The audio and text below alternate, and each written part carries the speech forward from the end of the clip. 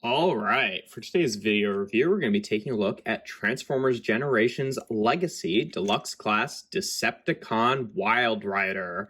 Nice to have a new Stunticon here. We got 3 down, 2 to go. And yeah, it's great to have a new version of Wildrider just because, the last time we actually did all of the Stunticons in the Generations toy line was during Combiner Wars. And sort of like infamously, most of the Combiner teams in Combiner Wars sort of had one absent member who they decided to replace with a new character. And for the Combiner Wars Metasword, that was Wildrider. He was replaced by a truck named Offroad who kind of looked similar to him, at least in alt mode. And then eventually they did give us a new version of Wildrider, but it was just, a straight up repaint with just a new head sculpt of the dead end from Combiner Wars. So it's nice to actually have a new Wildrider who is his own mold and looking quite nice here in his car mode. Yeah, no, lots of nice detail here on the car. I love the red stripe that goes along. There's like a few sections of it that look like the paint is maybe a little bit thinner compared to the other sections, but that's not a huge deal. Definitely at a glance, it looks really nice. The shade of gray that they've used here, the plastic color, has a really nice sort of sheen to it. It has like just ever so slightly a little tinge of green to it, which, he doesn't look green or anything, but it does mean that it feels like a very sort of like deep dark gray that captures light in a really interesting way. But yeah, no, I think car mode looks pretty good overall. He comes with a couple weapons here, very similar to Dragstrip's weapons, though not the same mold by any means. And yeah, they look pretty good. Now, unfortunately, in terms of storage, how they want you to store it, this is no surprise here with a lot of recent Generations figures, but they do just want you to peg it on top of the car, which generally I'm not a huge fan of, just because I think it makes it look worse and it kind of, messes with the whole robots in disguise thing. With the Stunticons, I tend to mind it a little bit less, just because I think that the idea of this sort of like convoy of cars that all have like guns on the roof is kind of a cool concept, but still on principle it does bug me. And generally, like, I do think I prefer the look of the car mode without the guns, but as a weaponized car mode, I do think it looks pretty cool. And I feel like they're probably going to do this for all 4 of the Stunticon limbs, and I think probably the only one that's actually going to look like really good on is probably Dragstrip. So, whatever, but it's nothing new for this guy, just something that's been constantly kind of bugging me. But yeah, no, otherwise he looks pretty good in his car mode. In terms of size comparisons, just for the standard one, here he is with Kingdom Sideswipe. So you can see, pretty decently sized with Deluxe car, a little bit thinner than Sideswipe, but a little bit longer and a little bit taller as well. They look good together.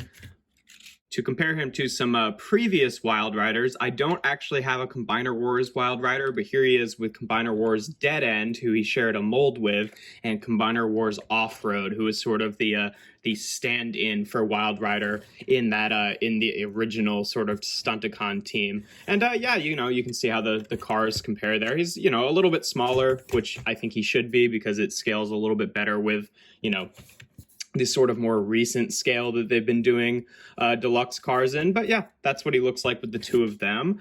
Here he is with the Transformers Prime Arms Micron Wildrider, so you can see what he looks like with him there.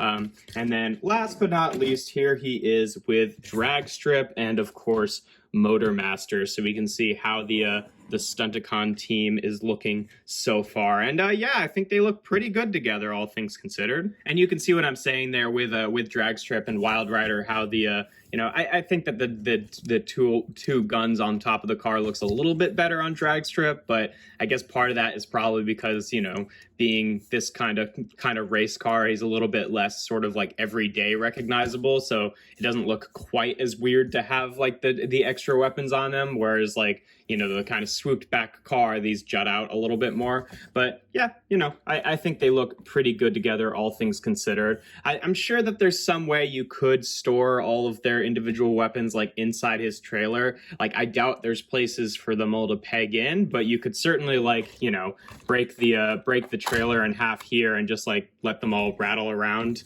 in there. Like, you could definitely do that. It's possible. And there'd probably be room for all, I guess 8 eventually of the guns, or you could at least peg them together so they're not quite as many rattling around. But you know, I'm not a huge fan of just having stuff like rattle around in the trailer, but that is one option you could do for storing all the weapons. But either way, yeah, that's what he looks like with them. In terms of transformation, we'll just take off the weapons here. He's actually pretty similar transformation-wise to the Combiner Wars version, which is funny because it's like, you know, it was kind of like a running joke during that era how like that specific mold was reused so many different times. It was Dead End, it was Wildrider, it was I think Lightspeed. It was one of the Techno bots. It was Streetwise. They used it for one of the Rust Guardians. They used it for Prowl, I think, as well. There's a couple other ones, and Smokescreen, and then might have even been a Blue Streak. I'm not sure. So that mold was used so many times, and then during Titan's Return, the same sort of general transformation scheme was used for Chrome Dome, and then by extension, Getaway. And now, again, you know, it's not sharing any parts or anything like that, and it's definitely more different than some of the other ones have been, but it is still sort of the same transformation scheme, which is funny all these years later. But yeah, first thing you want to do for that is just take these back sections and then hinge them out like this. They only hinge out that far, which means the clearance can be kind of a pain for some of these sections. Then you want to take the windshield here. It can be kind of hard to get a fingernail on it, but you just want to untab it and then bring it down like that, and then take the entire hood of the car and bring it down. You've got these two tabs right here that have to clear this red section, which can be kind of annoying, but it's not too bad. And then you just want to bring it down like that for now. There are some options with the front of the car that we can talk about, but this is how you want it for now.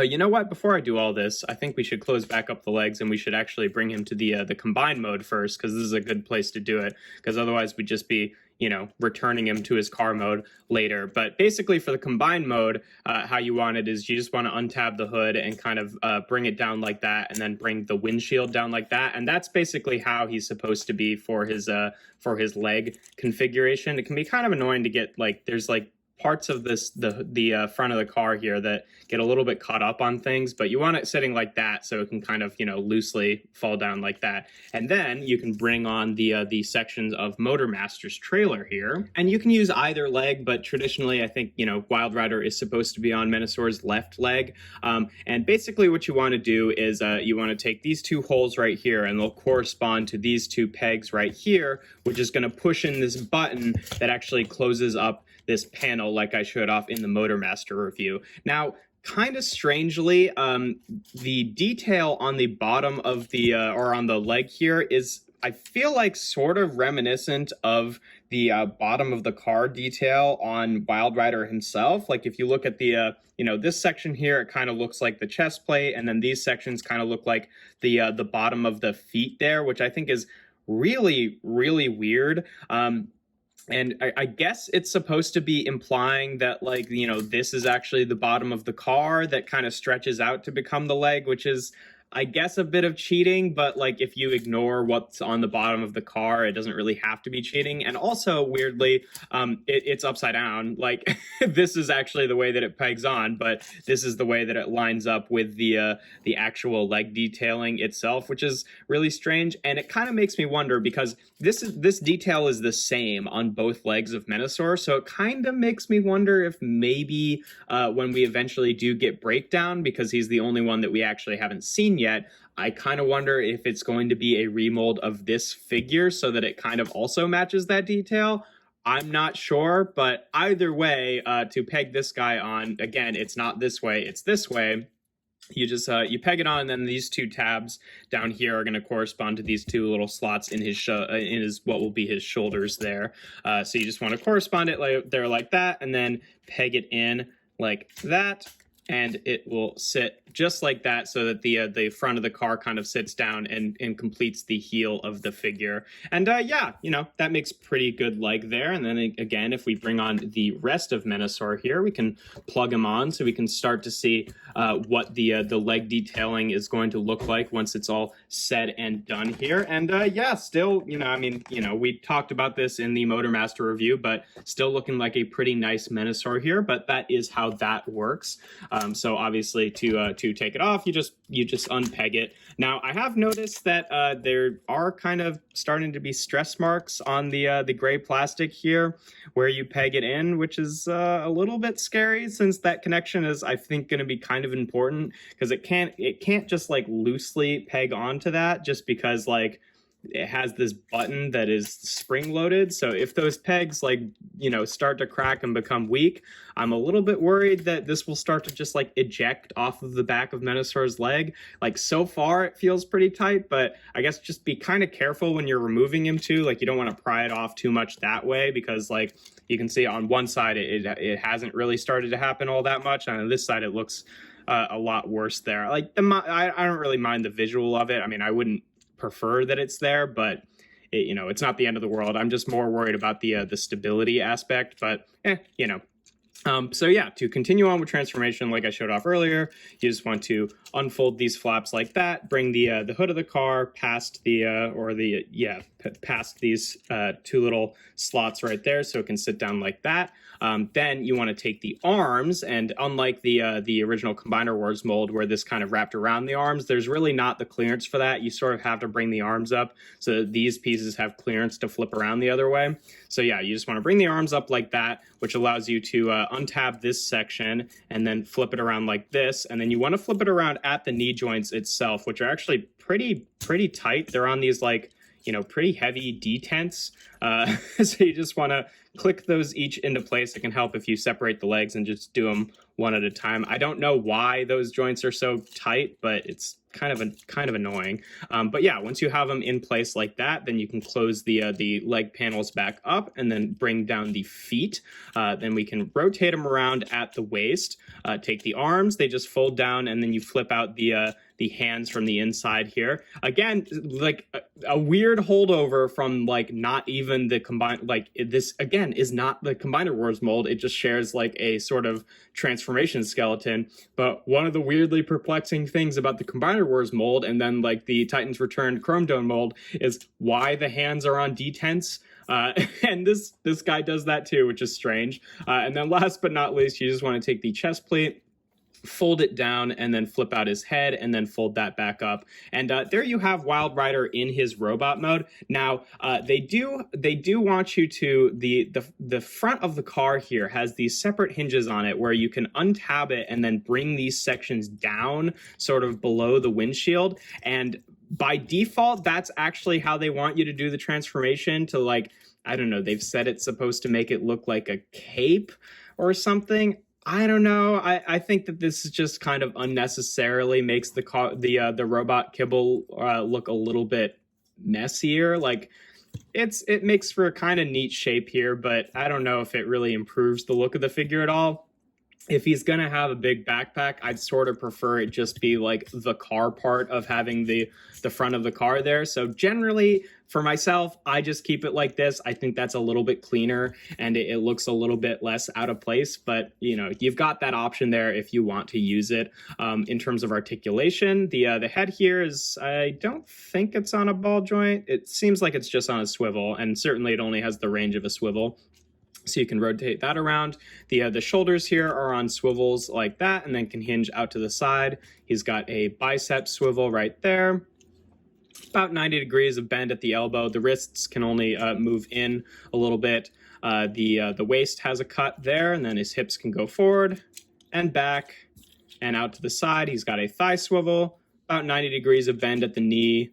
The feet, they can tilt forward a good amount just because of transformation, but can't tilt back, and then can also tilt out to the side. So, pretty kind of standard articulation, nothing too crazy, but he kind of reaches all the marks and does it adequately.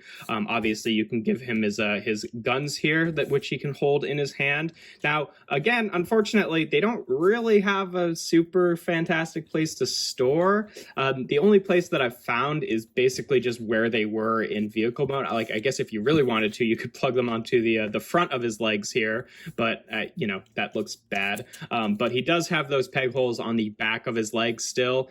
You can't plug them in like how they were in vehicle mode, because in either direction it sticks out a little bit too far on the bottom, which makes him lean forward a little bit. But you can use these pegs on the side to peg them in like this. Now, unfortunately, these pieces are not symmetrical, so they're just like the same piece twice. So it does sit a little bit asymmetrically on his legs, but that's not too big a deal, and you mostly can't see it from the front. So that works well enough for storage. I do just wish that it had somewhere to kind of store on the back here. And even if you open this up, there's no extra sort of like weapon ports revealed to like peg it in here or anything like that. So that's kind of annoying, but not the end of the world. That works well enough for me. In terms of comparisons in this mode, just for the standard one, here he is again with Kingdom side swipe. So you can see, you know, pretty standard size Deluxe there, pretty average height. Here he is again with Dead End and Off-Road from Combiner Wars. So you can see what he looks like with the two of them, his sort of spiritual successor and his mold mate here. And then here he is again with the Transformers Prime Arms Micron Wildrider, just for a different iteration there. And then last but not least, here he is again with Motormaster and Dragstrip. And yeah, I'm really liking the way that these Stunticons are turning out so far. Definitely a nice figure there. I'd say in terms of the Deluxe cars, I still think Dragstrip is a little bit better, but you know, he's still a pretty good figure overall. And I'm definitely very pleased how this team is turning out. But yeah, that's pretty much all there is to him.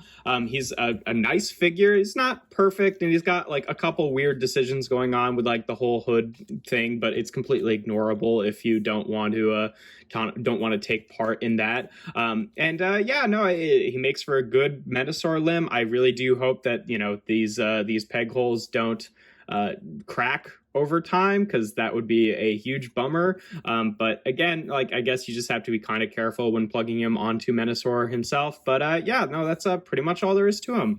If you enjoy my videos, make sure to leave a like and consider subscribing. I do reviews every Tuesday, Thursday, and Sunday. And without further ado, here we have Transformers Generations Legacy Deluxe Class Decepticon Wildrider.